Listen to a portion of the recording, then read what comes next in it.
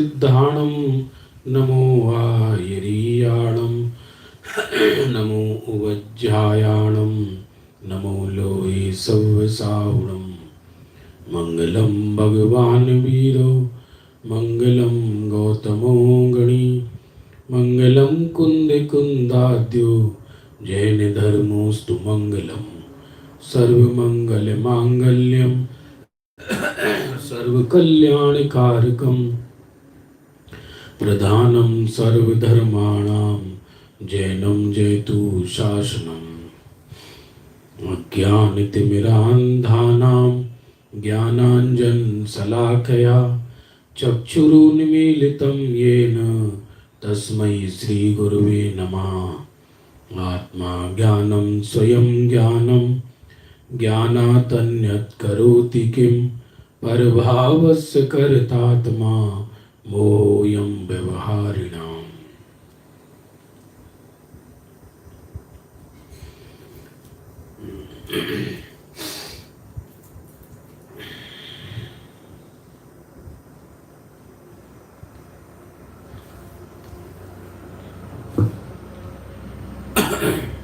बंधु,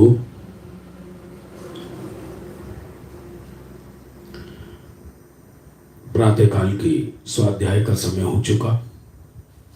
कल अपना 463 नंबर तक का बोल चला था, जिसके अंदर व्यवहार की अपेक्षा से सत्य ही है, ये वर्णन चला था। और अब 464 नंबर का बोल प्रारंभ होता है। जिस चीज को पकड़नी है उसको पहले पूरी समझ लेनी चाहिए, क्योंकि ज्ञान पूर्वक श्रद्धान होता है। बाबूजी भी कहते थे, युगल जी साहब, कि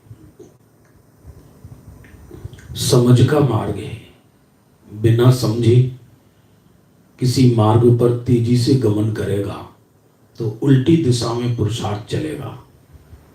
कीमत इसकी नहीं कि हम कितना तीव्र गति से भाग रहे हैं, कीमत इसकी है कि जिस मार्ग में जा रहे हैं वो मार्ग कहाँ जाता है।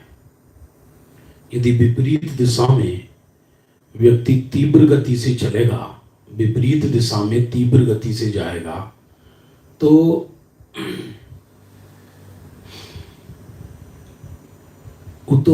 रास्ता लंबा हो जाएगा, गंतव्य और दूर हो जाएगा।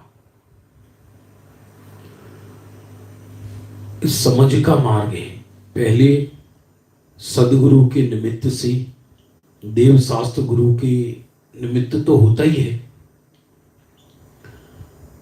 वो अपनी समझ को क्लियर करता है। मैं आखिर हूं कौन, मेरा उद्देश्य क्या है।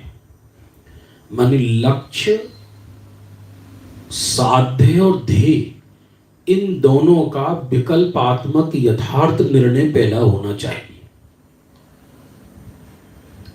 साध्य और ध्येय, बंधु,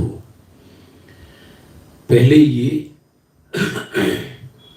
क्षयोपम ज्ञान में कहो, विकल्प ज्ञान में कहो, और इसका ऊपरी निर्णय नहीं, वस्तु ऐसी ही है। इदम एव इत्थम एव न च अन्यथा, अन्य प्रकार वस्तु नहीं है, वस्तु ऐसी ही है। ये निर्णय पहले होना चाहिए। इसलिए लोग ध्यान करना चाहते हैं, ध्यान की क्लासों में बैठते हैं, लेकिन पहले ज्ञान तो हो जिसका ध्यान करना है। ध्येय के निर्णय के बिना ध्यान होगा ही नहीं। अरे ध्येय का निर्णय भी हो जाए, ध्येय के प्रेम के बिना ध्यान नहीं हो सकता। ध्येय के प्रेम के बिना ध्यान नहीं हो सकता। और जगत से जब तक साक्षी भाव ना आए, हमारी ध्यान की प्रक्रिया क्या है। जगत में द्वेष बुद्धि पूर्वक, जगत में द्वेष बुद्धि पूर्वक और आत्मा को समझे बिना निर्विचार होना चाहते हैं, और उसको ध्यान कहते हैं। यदि निर्विचार होना ध्यान है तो असंगी जीव को केवल ज्ञान हो जाना चाहिए, क्योंकि असंगी जीव को तो विचार ही नहीं है। निर्विचार होना ये ध्यान नहीं है, बल्कि विचारों का स्वरूप में जुड़ना ये ध्यान है। विचार अन्य विचार ना आकर विचार स्वरूप में तन्मय हो गए, उसका नाम ध्यान है। वस्तु विचारत ध्यावते मन पावे विश्राम, रस स्वादत सुख उपजे अनुभव या को नाम। अन्य विचार बंद होकर एक आत्मा का ही विचार रहा, फिर वो आत्मा का विचार तो चला गया और वो उपयोग आत्मा में तन्मय हो गया। इसका नाम ध्यान कहलाता है। तो देह का निर्णय और देह की महिमा, देह के निर्णय पूर्वक महिमा, देह की निर्णय पूर्वक रुचि अथवा रुचि पूर्वक निर्णय, भाषा कुछ भी कहो, बस उसका नाम ध्यान कहलाता है। जिस चीज को पकड़ना है उसको पहले पूरी समझ लेना चाहिए। पर सन्मुख उपयोग होता है, वह आत्मा का उपयोग नहीं है, अनुपयोग है। 464 नंबर का बोल हो गया। इसलिए ज्ञानाभ्यास की कीमत जिनागम में बताई है। दोनों बात समझना, सत्य समझ होने के बाद भी समझ में ही लगा रहे और स्वरूप की दृष्टि ना हो तो समझना समझ कमजोर है और उसको विश्वास पूरा नहीं जागा, अथवा केवल ऊपरी ज्ञानाभ्यास में कर लगा रहता, प्रमाद में प्रवर्ते, तो प्रमाद में प्रवर्तना निश्चयाभास जैसा उस जीव का हो जाता है। यहां तो कहते हैं यथार्थ समझ, यथार्थ दृष्टि होते ही व्यक्ति का मार्ग यथार्थ खुल जाता है। 465 पर सन्मुख उपयोग होता है, वह आत्मा का उपयोग नहीं है, अनुपयोग है। पर सन्मुख उपयोग होता है, वह आत्मा का उपयोग ही नहीं, अनुपयोग है।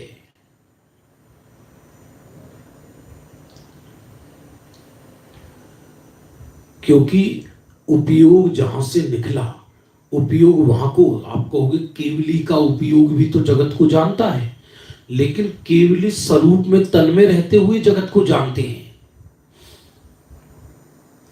केवली का उपयोग पर सन्मुख नहीं है,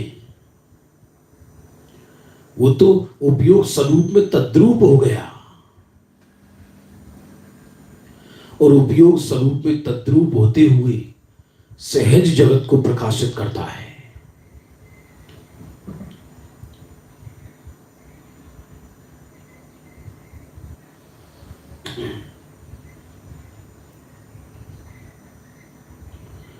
पर सन्मुख उपयोग होता है, वह आत्मा का उपयोग ही नहीं है, अनुपयोग है। उपयोग ही नहीं, अनुपयोग है वो। आत्मा का उपयोग तो पर में जाता ही नहीं, पर में जावे तो वह उपयोग ही नहीं। देखना, दो बातें हैं इसमें, शांतिपूर्वक समझना बंधुओं। आत्मा का उपयोग प्रथम तो पर में नहीं जाता। उपयोग आत्मा का जाहिर, जिस समय पर को विषय बना रहा है अज्ञानी का उपयोग, उस समय भी आत्मा, उस समय भी उपयोग उसका निज में ही रहता है, पर में नहीं जाता। उपयोग तो निज में ही है, उपयोग पर में कैसे जाएगा। लेकिन पर सन्मुख होता है, पर में नहीं जाता। पर सन्मुख होने को ही पर में जाना कहते हैं। और पर सन्मुख का अर्थ क्या? पर सन्मुख का अर्थ क्या? कि पर सन्मुख का अर्थ ये कि पर द्रव्यों को स्वरूप अध्यवसाय कारण अध्यवसाय भेदा भेद अभ्यास अध्यवसाय पूर्वक जानता है। देह में मानी जो जो पदार्थ ज्ञान में सहे जा रहे हैं, ज्ञान में तो ज्ञान ही सहे जा रहा है, ज्ञान में तो पदार्थों की झलकन है, लेकिन झलकन भी यथार्थ है ना वो। तो जो ज्ञान में सहज झलकते हैं पदार्थ,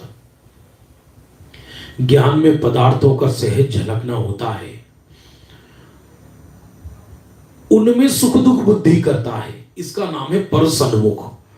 अकेले जानने का नाम परसन्मुख नहीं है, क्योंकि पदार्थों के जानने का नाम परसन्मुख हो तो केवली सबसे बड़े परसन्मुख कहलाएंगे, क्योंकि ज्ञान स्वयं जानने रूप परिणमित होता है। ज्ञान स्वयं जानने रूप परिणमित हुआ और उस जानने रूप परिणमित को ही ज्ञेयाकार कहते हैं। और जिस समय वो ज्ञेयाकार रूप परिणमित हो रहा है उसी समय वो ज्ञानाकार रूप है निश्चय से, ज्ञेयाकार रूप नहीं है। मान सरोवर की स्वच्छ तालाब में, मान सरोवर की स्वच्छ तालाब में कुछ पदार्थ झलके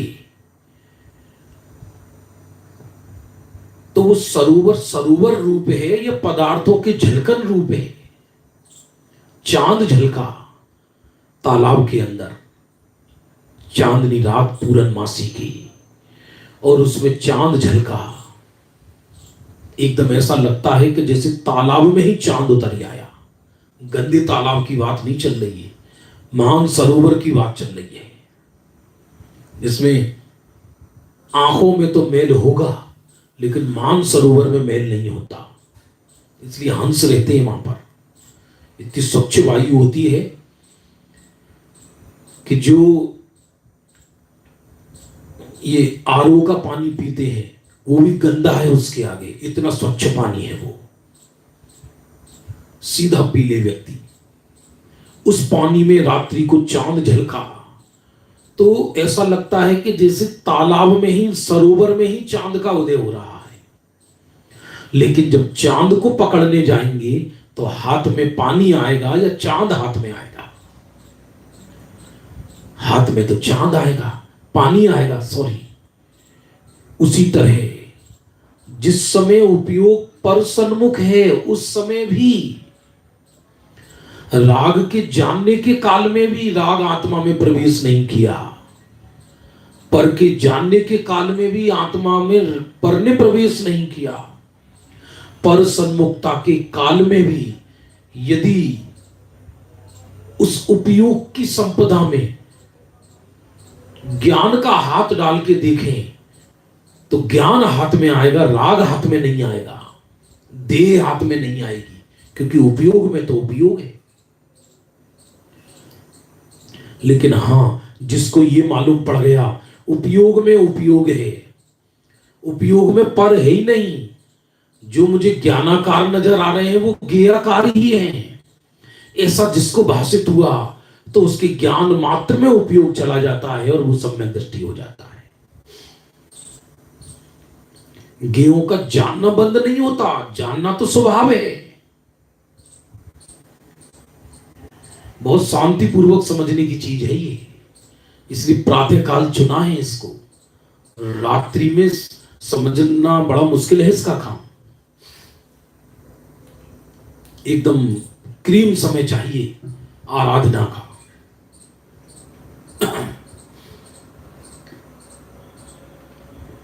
पर सन्मुख उपयोग होता है, वे आत्मा का उपयोग ही नहीं, अनुपयोग है।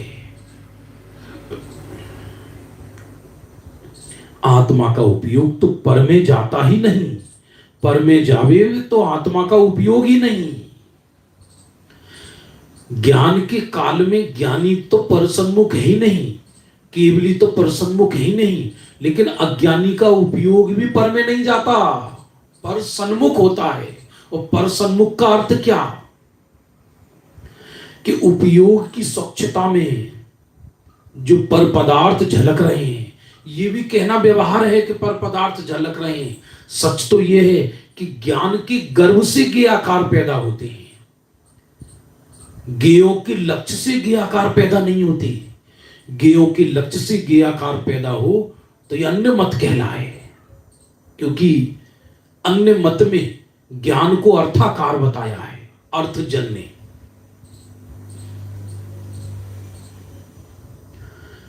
वहां प्रश्न किया है कि जीव किस किस पदार्थ को जानेगा, तो वहां ये उत्तर दिया, जिस जिसको देखेगा जानेगा, उस जिस जिसमें उपयोग लगाएगा उसको जानेगा। बोले नहीं, क्योंकि फिर तो कोई केवल ज्ञानी हो ही नहीं सकता। केवल ज्ञानी तो तीनों लोक को जानते हैं और बैठे हैं ऊपर, 14 राजू ऊपर नरकसी, और उन पर्यायों को भी जानते हैं जो पर्याय अभी उत्पन्न ही नहीं हुई, और उन पर्यायों को भी जानते हैं जो पर्याय उत्पन्न होकर नष्ट हो गई, उन पर्यायों को भी जानते हैं जो अनंत काल बाद होंगी, प्रत्यक्ष बत जानते हैं। इसलिए यदि ज्ञान अर्थजन्य हो, अर्थजन्य माने अर्थ से पैदा होता हो, तो फिर तो कोई केवली हो ही नहीं सकता। न ज्ञान अर्थजन्य है, न ज्ञान अर्थ के सन्मुख होने पर उत्पन्न होता है।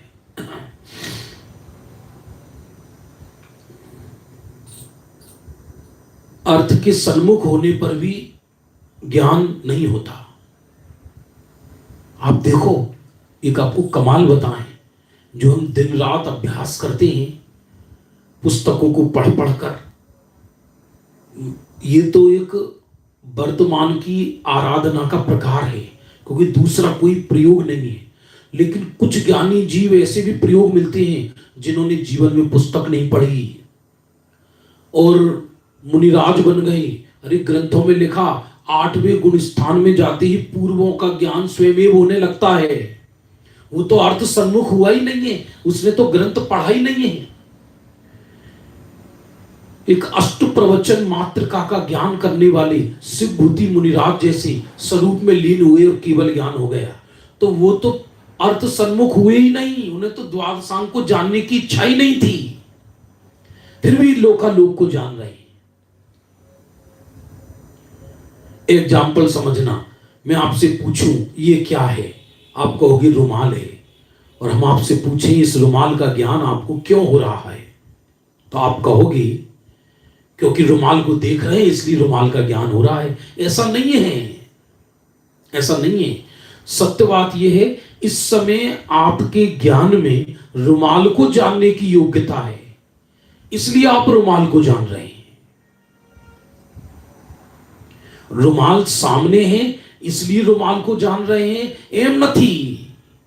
न ज्ञान गे से उत्पन्न होता है, न ज्ञान गे के आकार रूप होता है, इसलिए ज्ञान न अर्थजन्य है न अर्थाकार है। फरी थी, ये बहुत महत्वपूर्ण विषय है। ज्ञान अर्थजन्य भी नहीं है और अर्थाकार भी नहीं है। ज्ञान अर्थ से उत्पन्न भी नहीं होता और अर्थ के आकार का भी नहीं होता, अर्थात ज्ञान पदार्थ से उत्पन्न भी नहीं होता और पदार्थों के आकार भी नहीं होता।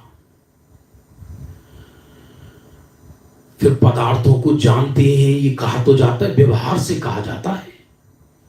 आत्मा में एक स्वच्छत्व शक्ति है, एक प्रकाशत्व शक्ति है। स्वच्छत्व शक्ति में ये कहा कि अपनी स्वच्छता में पदार्थ झलकते हैं। अब ये और समझने की बात है, शांति दिमाग में रखो तो समझ में आए, बहुत गजब की बात। स्वच्छत्व शक्ति पर पदार्थों से निरपेक्ष होकर पदार्थों को झलकाती है। सामने पदार्थ हैं इसलिए वो झलका रही है, एम नथी। जैसे दर्पण का उदाहरण तो एक देश है। दर्पण तो पदार्थों को तभी झलकाता है जब पदार्थ सामने हो, लेकिन ज्ञान के साथ ऐसा नहीं है। पदार्थ सामने हो या नहीं हो तो भी ज्ञान अपनी योग्यता से पदार्थों को झलकाता है।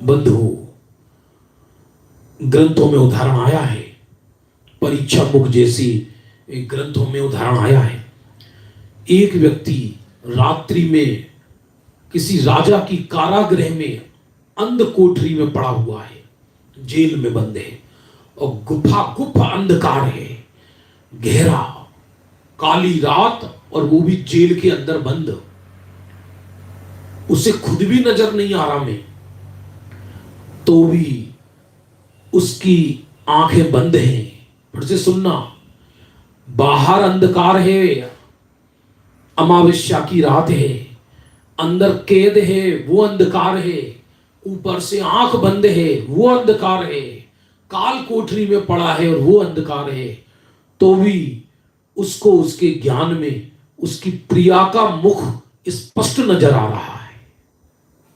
ऐसे ग्रंथों में उदाहरण आया।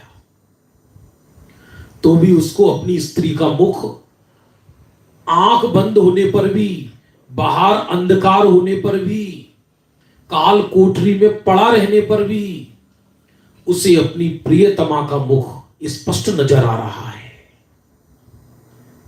काहे से नजर आ रहा है? पदार्थ तो सामने नहीं है। इसलिए ज्ञान ना तो अर्थजन्य है ना अर्थाकार है, ज्ञान तो ज्ञानाकार है। और उसी ज्ञान को, जब ज्ञान पदार्थों के जानने रूप, जब क्या ज्ञान तो जानने रूप भी परिणमित होता है, तो जानन मात्र को पकड़े तो ज्ञानाकार का हक कहलाता है, और क्या जानने में आया इस भाव को पकड़े तो ज्ञेयाकार कहलाता है। ज्ञान एक ही है, ज्ञान एक ही है, ज्ञान दो नहीं है। वो ही ज्ञानाकार है, वो ही ज्ञेयाकार है। इसलिए ज्ञेयाकार रूप अवस्था में भी मैं ज्ञान मात्र हूं, ये जिसको समझ में आ गया उसका नाम है स्वसन्मुख। और जब ज्ञान जान रहा है पदार्थों को, तो ज्ञान मात्र न मानकर जो पदार्थ झलक रहे हैं उनमें सुख बुद्धि या दुख बुद्धि होना, इसका नाम परसन्मुखता है। मेरे अंदर राग घुस गया, ये परसन्मुखता है, जबकि राग घुसा नहीं है, ज्ञान राग के जानने रूप परिणमित हुआ है।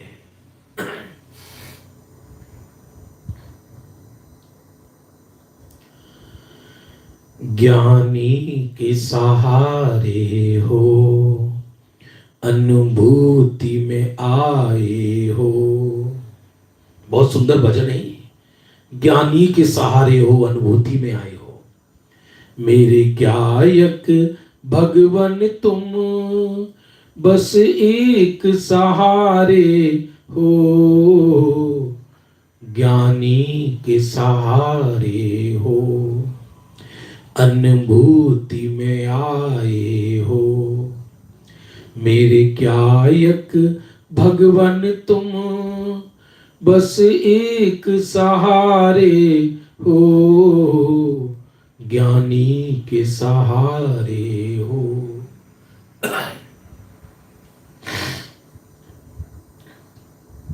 पर सन्मुख उपयोग माने क्या? पर सन्मुख उपयोग में उपयोग पर में नहीं चला जाता,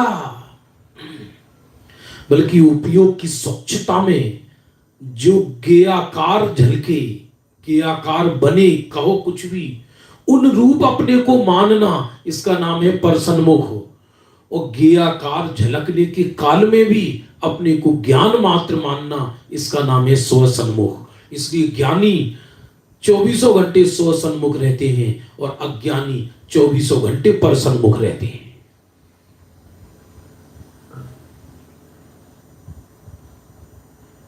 बाबूजी की सिद्ध पूजन में जो लाइन है ना, किंतु पर सत्ता में प्रतिबद्ध कीर मरकट सी गहले अनंत, अरे पाकर खोया भगवान न देखा मैंने कभी बसंत।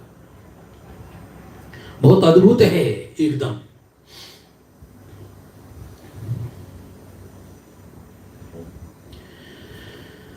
पर सन्मुख उपयोग होता है, वे आत्मा का उपयोग ही नहीं है, अनुपयोग है।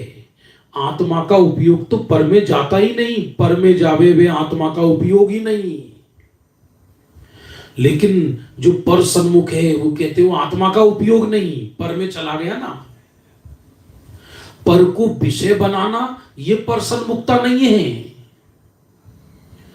बल्कि पर मेरे अंदर घुस गया, मैं पर रूप हो गया, मैं लौकिक सुख दुख रूप हो गया, मैं राग द्वेष रूप हो गया, मैं सुखी, मैं दुखी, मैं रंग, मैं राव, मेरे जन्म हुआ है, मेरा मरण हुआ है, इसका नाम है पर सन्मुख।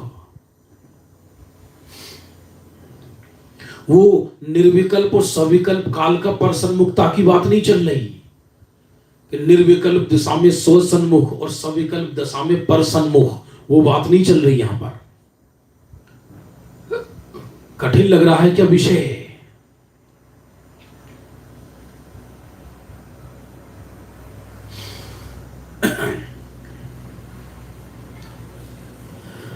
ध्रुव तत्व को समझने के लिए पर्याय के सिवा अन्य कोई उपाय नहीं है। इसलिए पर्याय से सभी बातें कहने में आती हैं।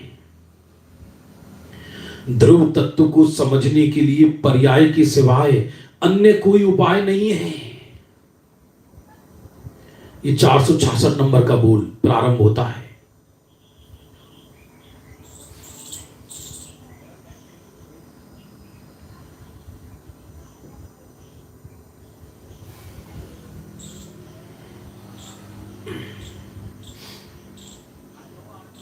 सत्यवाद समझना बंधु, ध्रुव तत्व को समझने के लिए पर्याय के सिवाय अन्य कोई उपाय नहीं, इसलिए पर्याय से सभी बातें कहने में आती हैं।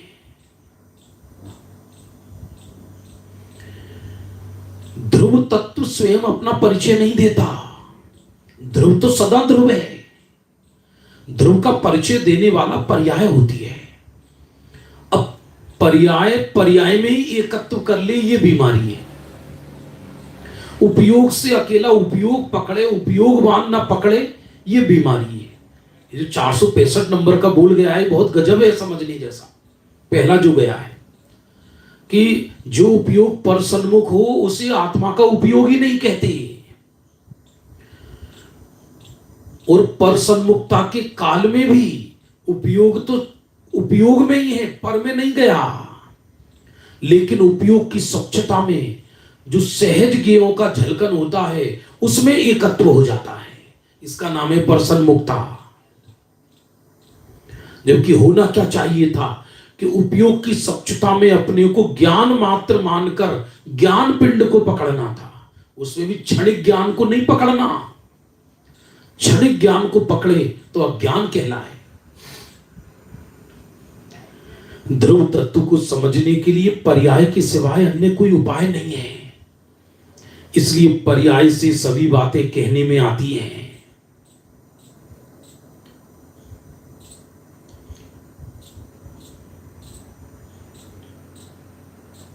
कहने में सब पर्याय की तरफ से आती है।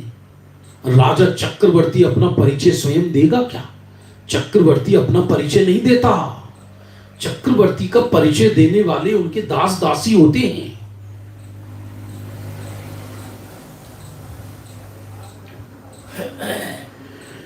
और चक्रवर्ती का परिचय देने वाला अपना परिचय देने लगे तो हो गया कलेश।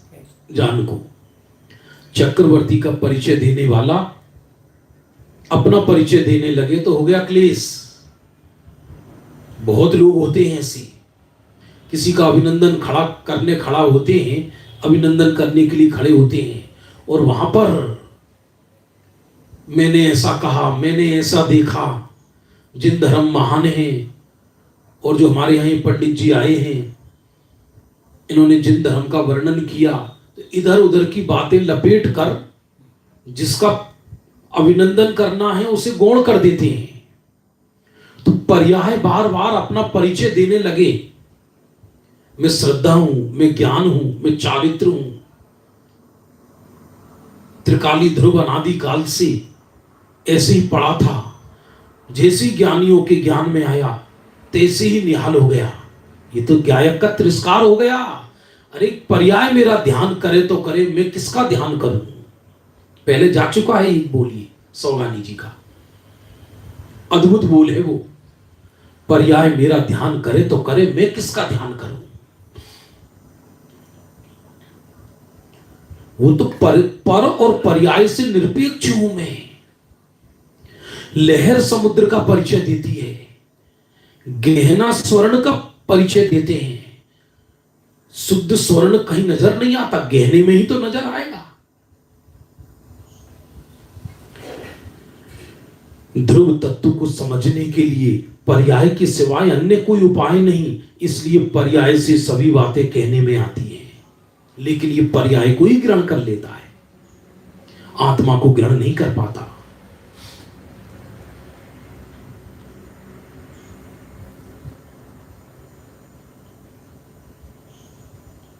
गजब गजब के बोल हैं।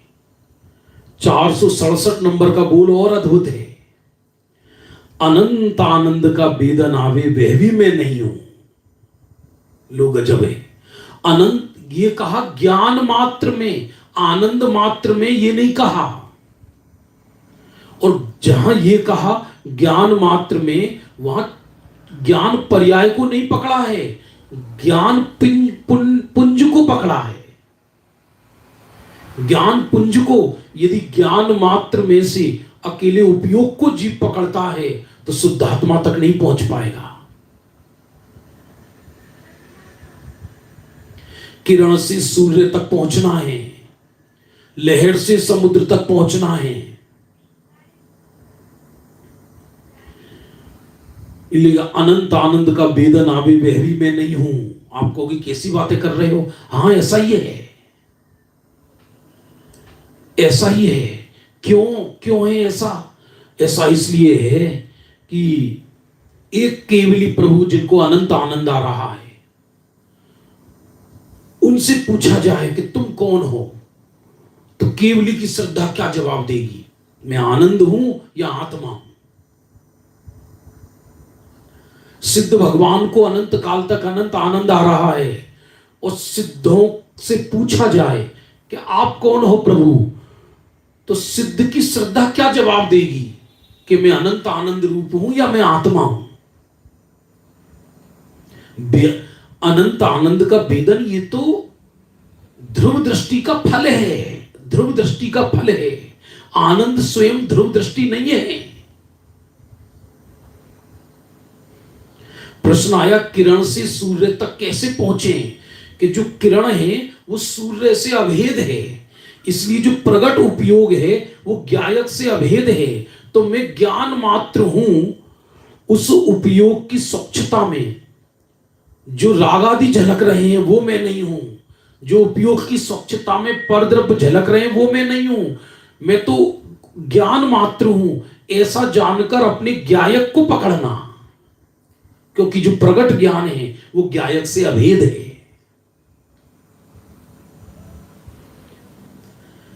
उपयोग माने ज्ञान किरण, उपयोग माने ज्ञान गुण की पर्याय, वो उपयोग है।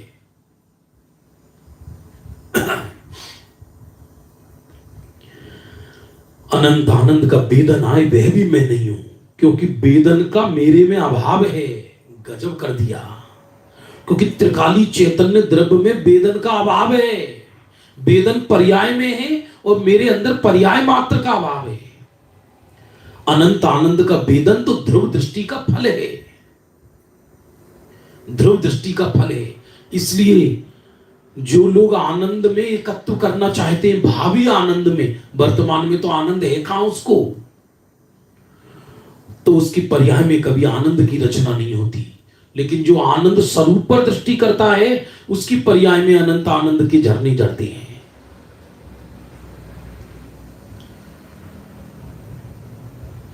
ऐसी नजर होना दुर्लभ है, ऐसी नजर होना दुर्लभ है। अनंत आनंद का वेदन आवे वह भी मैं नहीं हूं, क्योंकि वेदन का मेरे में अभाव है। मैं एक समय के वेदन में आ जाऊं तो मेरा नाश हो जाए। आत्मा एक समय के वेदन में आ जाए तो आत्मा का नाश हो जाए, क्योंकि आत्मा तो त्रिकाली ध्रुव है। त्रिकाली ध्रुव एक समय के वेदन में कैसे चला जाएगा? सत्य तो क्या है, वेदन की पर्याय स्वयं, वेदन की पर्याय स्वयं स्वसन्मुख है, तो उसमें आनंद का वेदन है। ध्रुव तत्व वेदन सन्मुख नहीं है, बल्कि वेदन ध्रुव तत्व सन्मुख है।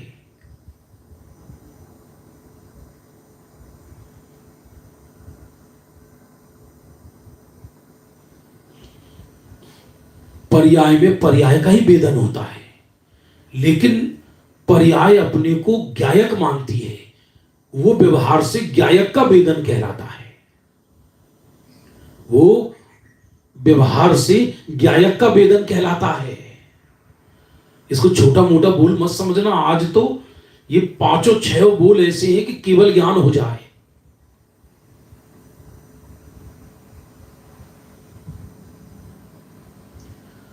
वेदन भले ही आनंद का है, फिर से समझना, लेकिन श्रद्धा मानती है ये कि मैं ध्रुव हूं, मानती ये है मैं ध्रुव हूं। वो ये नहीं मानती श्रद्धा कि मैं वेदन रूप हूं, क्योंकि आत्मा यदि वेदन में चला जाए तो वेदन तो पर्याय है, वेदन तो क्षणिक है, और वेदन क्षणिक है, तो ध्रुव तत्व वेदन में चला जाए तो ध्रुव का नाश हो जाए। फिर से सुनना, वेदन ध्रुव तत्व सन्मुख है, ध्रुव तत्व वेदन सन्मुख नहीं है।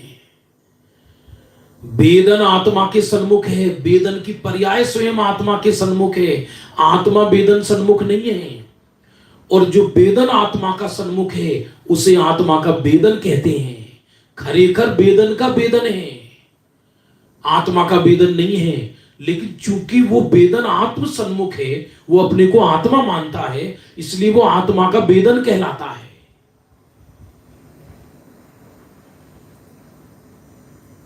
इसलिए वो आत्मा का वेदन कहलाता है।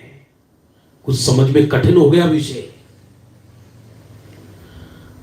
बड़ा कठिन नहीं है विषय की दृष्टि यदि इधर हो तो मजा आए इसमें। इसलिए मैंने देखा बहुत लोग इसमें नए जुड़े थे, प्रारंभ में सब निकल गए। वो कहते भैया प्रातः काल वाला विषय तो दिन कौन से आकाश में चलता है, अपने को समझ में नहीं आता, जबकि बिल्कुल सीधा सरल विषय है। एक आत्म तत्व में और एक वेदन, तो कहते अनंत आनंद का वेदन वह भी मैं नहीं, मैं तो आत्म तत्व हूं, वेदन तो पर्याय है। ये तो चौथे गुण स्थान में निश्चित हो गया कि मैं पर्याय मात्र नहीं हूं। तो अनंत आनंद का वेदन तो केवली को आता है, तो केवली के अपने को वेदन मानते हैं, वेदन को जानते हैं, लेकिन अपने को वेदन मात्र नहीं मानते, अपने को आत्मा मात्र मानते हैं। क्योंकि केवलियों में भी सम्यक दर्शन है ना, सिद्धों में भी सम्यक दर्शन है ना, तो सिद्धों की श्रद्धा अपने को अनंत आनंद रूप मानती है या अपने को त्रिकाली ध्रुव रूप मानती है।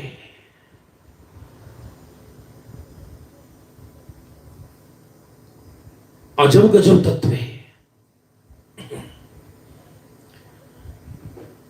ये समझ लो आप, किसी को अतिशयोक्ति लगे इसमें, बिल्कुल अध्यात्म का सार है ये, गजब का अध्यात्म का सार है ये। अनंत आनंद का वेदन आवे वह भी मैं नहीं हूं, क्योंकि वेदन का मेरे में अभाव है, मैं अवेदक हूं। जहां वेदक कहा वह पर्याय और द्रव्य दोनों को मिलाकर प्रमाण का कथन है। वो दृष्टि का विषय तो अवेदक ही है, अवेदक है, अकारक है। तो सुख दुख के वेदन की तो बात बहुत दूर, मैं आनंद का वेदन भी नहीं करता। आनंद का वेदन तो फल है। आनंद का वेदन स्वयं ये कहता है कि आपका आत्मा का वेदन है।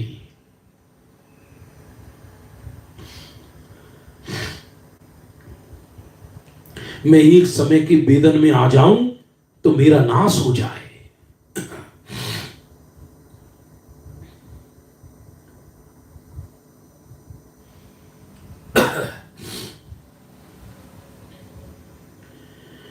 विकल्प उठे, आगे का 468 नंबर का बोल।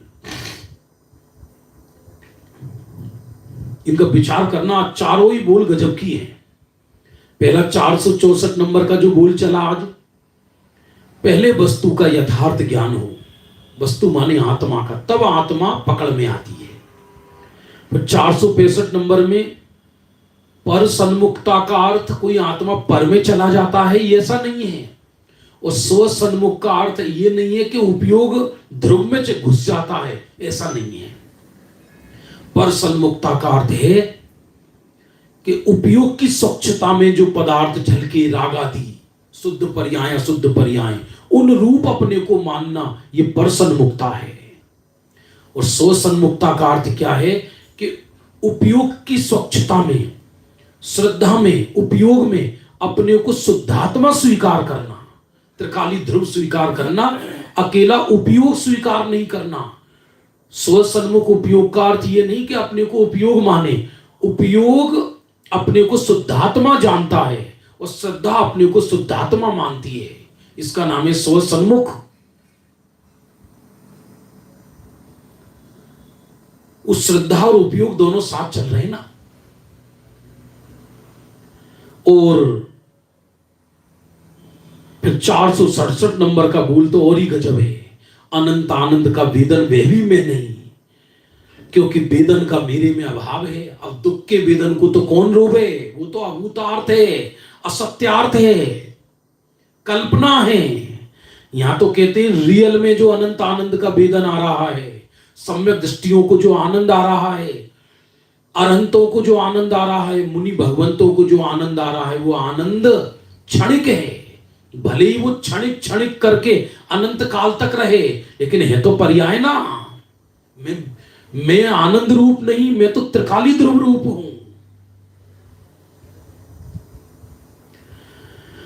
और यदि एक समय के वेदन में आत्मा आ जाए तो आत्मा का नाश हो जाए। 468 नंबर का बोल सुनो, और गजब है। सैंपल है ये, गायक के सैंपल। विकल्प उठे तो ऐसा कहे, हे गुरु आप मेरे सर्वस्व हो। ज्ञानी को जब विकल्प उठते हैं, निर्विकल्प से सविकल्प अवस्था में आते हैं। जगत में उपयोग उनका बाहर जब देखा जाता है, उसकी चर्चा है। हे गुरु आप मेरे सर्वस्व हैं। उसी समय अभिप्राय यह कहता है, मुझे आपकी जरूरत नहीं है। अब बोलो कैसी बात है। उन लोगों को ये मजाक लगता है। बहुत लोग इसको तत्व को मजाक बनाते हैं, मस्करी बनाते हैं। ऐसा कैसे होगा? देव मंदिर में बेदी में देव बैठे हैं, और मंदिर में बेदी में देव बैठे हैं, और ये पर द्रव्य है। अरे कहने की बात नहीं चल रही है, अभिप्राय चलता है। अभिप्राय में तो पर्याय मात्र में नहीं हूं। अब वो चाहे देव हो या गुरु हो या शास्त्र हो, लेकिन पर्याय के अंदर, बाहर में पर्याय में विनम्रता रहती है। हे प्रभु आप ही सर्वस्व हो। अस्थिरता में निरंतर यही रहता है कि प्रभु आप ही सर्वस्व हो। देखो लिखा इसमें, विकल्प उठे तो ज्ञानी ऐसा कहे, हे गुरु आप मेरे सर्वस्व हो। और उसी समय अभिप्राय यह है कि मुझे आपकी जरूरत नहीं। अब गलती क्या करते हैं हम लोग? गलती ये करते हैं कि हमें आपकी जरूरत नहीं, ये बात है अभिप्राय की, वाणी की नहीं। इसको वाणी में कहने लगते हैं। अरे श्रद्धा को तो श्रद्धा की पर्याय की भी जरूरत नहीं, सम्यक दर्शन को सम्यक दर्शन की भी जरूरत नहीं। सम्यक दर्शन में सम्यक दर्शन नहीं है, सम्यक दर्शन में ज्ञायक है। बाबूजी युगल जी की बोल है, सम्यक दर्शन का विषय एक बार पढ़ लेना आदमी तो अजब गजब हो जाए। अभी युगल जी बाबूजी का पुण्य स्मृति दिवस आएगा 2 दिन, तो हमारे आश्रम से वो 2 दिन विषय चलेगा।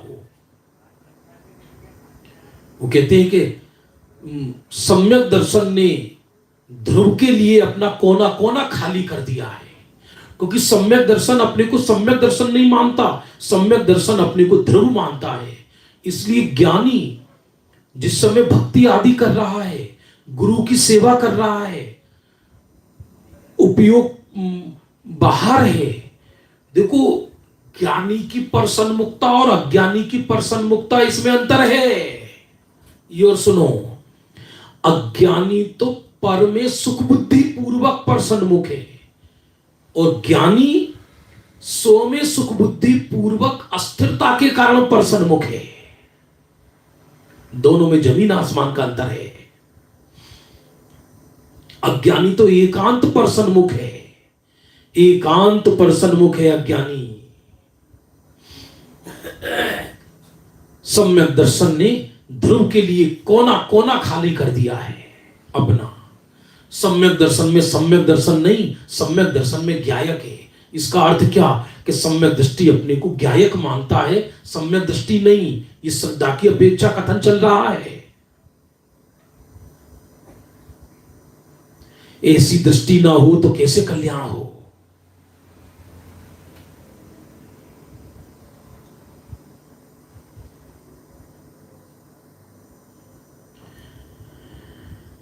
तो विकल्प उठे और ऐसा कहे, हे गुरु आप मेरे सर्वस्व हैं। उसी समय अभिप्राय तो यह है कि मुझे आपकी जरूरत नहीं। अभिप्राय है ये, वाणी नहीं, परिणति नहीं। इस श्रद्धा की दृष्टि से बात है। श्रद्धा में तो पर्याय मात्र में नहीं। जब अपनी पर्याय ही पर है तो पर कोई सही। गणधर भगवान के समवसरण में बैठे हैं, और गणधर भगवान के समवसरण में बैठकर अति विनम्र होकर भगवंतों की स्तुति करते हैं, भगवान की दिव्य ध्वनि सुनते हैं। और उसी समय जो श्रद्धा है, अभिप्राय है, वो तो स्व में ही एकत्र किए हुए हैं। एक पतिव्रता नारी घर में 5-10 पुरुषों का घर हो, 10-20 घर में लोग रहते हो, संयुक्त परिवार हो, सबको भोजन कराती है प्रेम से, लेकिन श्रद्धा तो एक पर ही है, समर्पण तो एक पर ही है। यही केवल ज्ञान का उपाय है। मेरा सर्वस्व तो मेरे पास है, इतना विश्वास और उल्लास तो जरूर आना चाहिए। मुझे देव शास्त्र गुरु की भी जरूरत नहीं, ये हम वाणी में बोलते हैं, जबकि है ये अभिप्राय की बात। वाणी में मत बोल देना, वाणी में बोलोगे तो उद्दंडता कहलाएगी, और हर व्यक्ति की नकल नहीं की जाती। तो हे प्रभु, मुझे तुम्हारी जरूरत नहीं, ये तुमने बताया है। क्या बोला? मुझे तुम्हारी जरूरत नहीं, ये तुमने बतलाया है। इसलिए मुझे सच्चे गुरु आप ही नजर आते हो, क्योंकि दुनिया में ऐसा कौन गुरु होगा जो ये कहेगा, ऐसा दुनिया में कौन देव होगा जो ये कहेगा कि तुम तुम्हारा आश्रय लो। आप जानते हो, गुरुदेव कभी ये नहीं बोलते थे किसी को व्यक्तिगत। जो लोग गुरुदेव के संसर्ग में रहे हैं उनकी बात बता रहा हूं मैं। गुरुदेव ने कभी किसी को ये नहीं कहा, जैसे कोई सोनगढ़ लोग जाते थे तो गुरुदेव को नमस्कार करके फिर वापस आ जाते थे, तो गुरुदेव ये नहीं कहते थे कब आओगे। उनको इतना राग ही नहीं था। तुम्हें जरूरत लगे तो आ जाना। वो कोई लोगों को फोन कर करके नहीं पूछते थे कि इस शिविर में इतने लोग कम, वो सेठ जी कहां रह गए और वो पंडित जी कहां रह गए। आओ तो स्वागतम, नहीं आओ तो स्वागतम। ना उनको किसी से राग, ना उनको किसी से द्वेष। किसी को व्यक्तिगत ये भी नहीं कहते थे हमारे स्वाध्याय में आना, उनकी वो दृष्टि नहीं थी। ये जरूर कहते थे स्वाध्याय करो, मुझे सुनो, ये कभी नहीं कहते थे। स्वाध्याय करो, मुझे सुनो, मेरे में दमी क्या है जो मुझे सुनो, स्वाध्याय करो। व्यवहार में लोगों को ज्यादा नहीं उलझाते थे। गुरुदेव का बहुत बड़ी दया थी, व्यवहार में ज्यादा नहीं उलझाते थे लोगों को। क्यों नहीं उलझाते थे? कि यदि व्यवहार में उलझाऊंगा तो ये परमात्म तत्व दूर रह जाएगा इनसे विचारों से। कोई उनसे ये पूछता था ये क्रिया करना या नहीं करना, इस मंदिर में जाना या नहीं जाना, यहां आना या नहीं आना, तो एकदम खटाक मुंह से बोल दे नहीं। वो कहते थे स्वाध्याय करो, समाधान अपने आप होगा।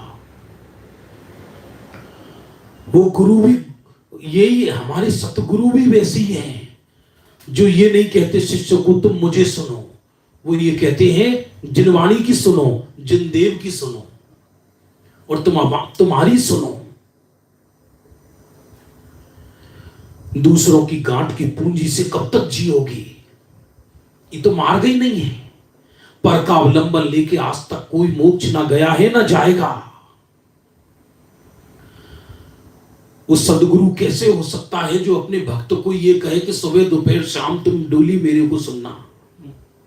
देखो, व्यवहार भाषा में बोल दे तो कोई असदगुरु नहीं हो जाएगा, लेकिन गुरु तो ये कहते हैं अरे 100 इंद्रों की हाजिरी में तीर्थंकर एम फरमाई छे। 100 इंद्रों की हाजिरी में तीर्थंकर ऐसा कहते हैं, तू परमात्मा छे एम नक्की कर, तू परमात्मा छे एम निर्णय कर, तू परमात्मा छे एम अनुभव कर। तू परमात्मा है ऐसा निर्णय नक्की कर माने श्रद्धा कर, तू परमात्मा छे एम निर्णय कर माने ज्ञान कर, और तू परमात्मा छे एम ऐसा अनुभव कर माने चारित्र कर।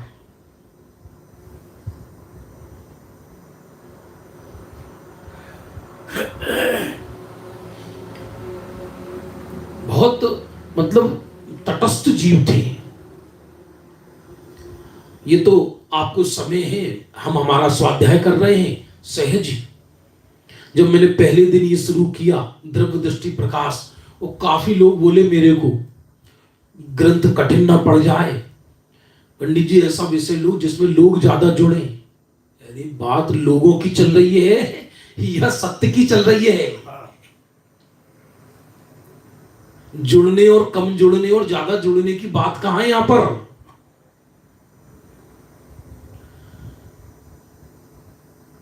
और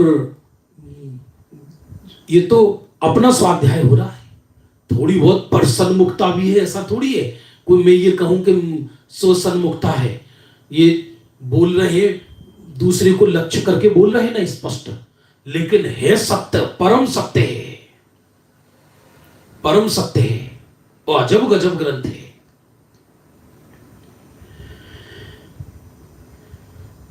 मुझे किसी को भी सुनने की जरूरत नहीं, मेरा कार्य मेरे से ही होगा।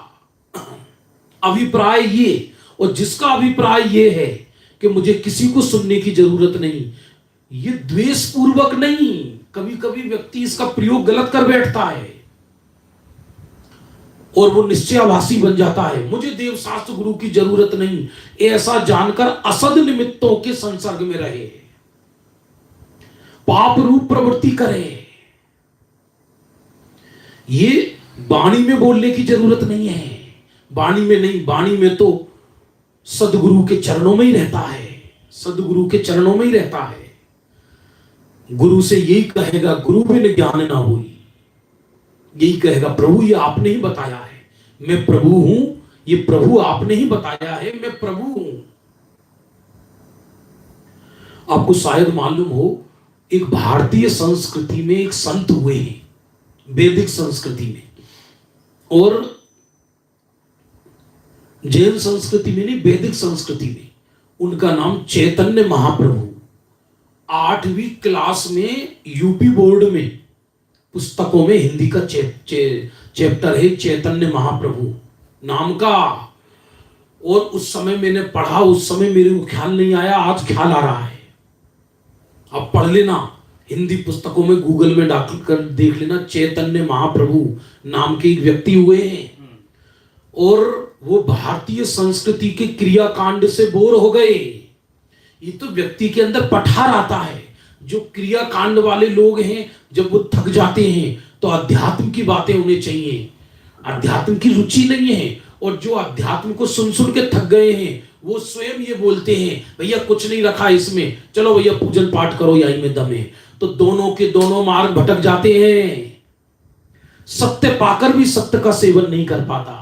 कहीं हमारे साथ यही तो नहीं हो रहा?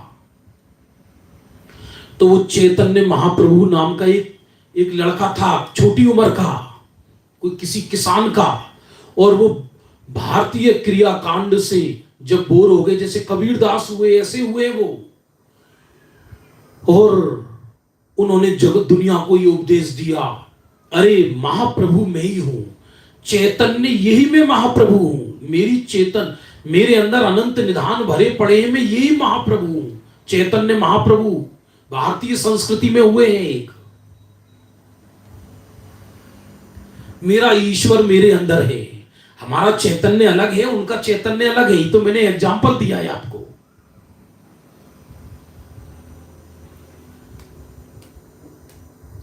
हाँ, लिखा आ गया बंगाल में हुए हैं, बंगाल में, और उनका पूरा का पूरा संप्रदाय था ये, अभी भी होगा, श्वेत वस्त्र पहनकर गले में सफेद गमछा लगा के चलते थे, चैतन्य महाप्रभु। इसलिए कहते हैं गुरु अपने, ये कहते हैं देव शास्त्र गुरु ये कहते, तू स्वयं चैतन्य महाप्रभु है, तू स्वयं चैतन्य महाप्रभु है।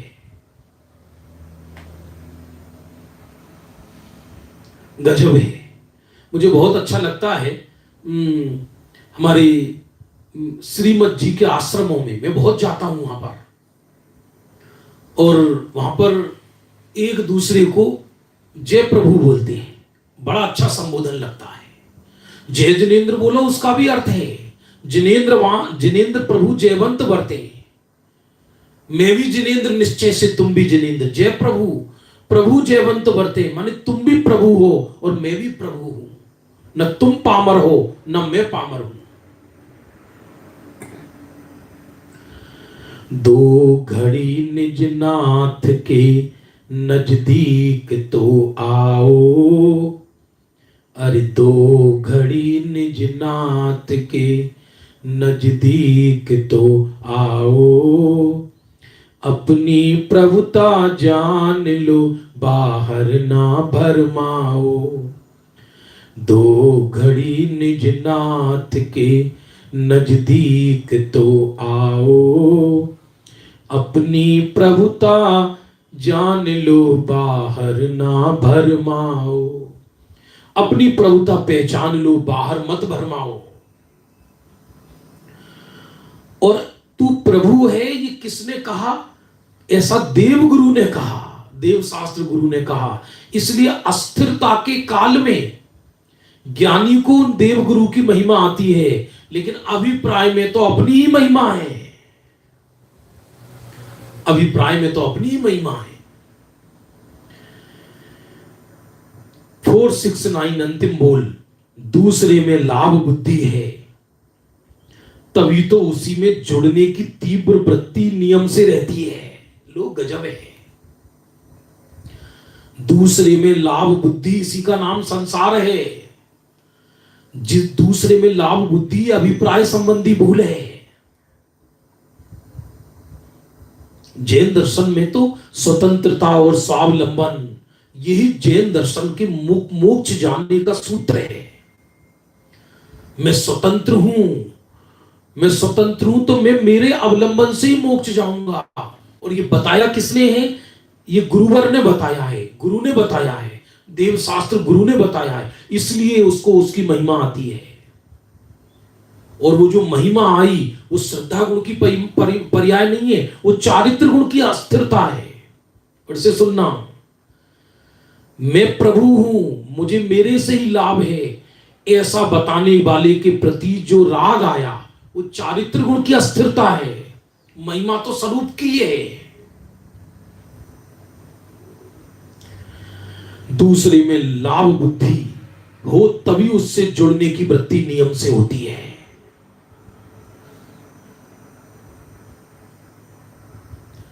ये तो वास्तव में द्रव्य दृष्टि प्रकाश अकेले में बहुत स्वाध्याय किया मैंने इसका।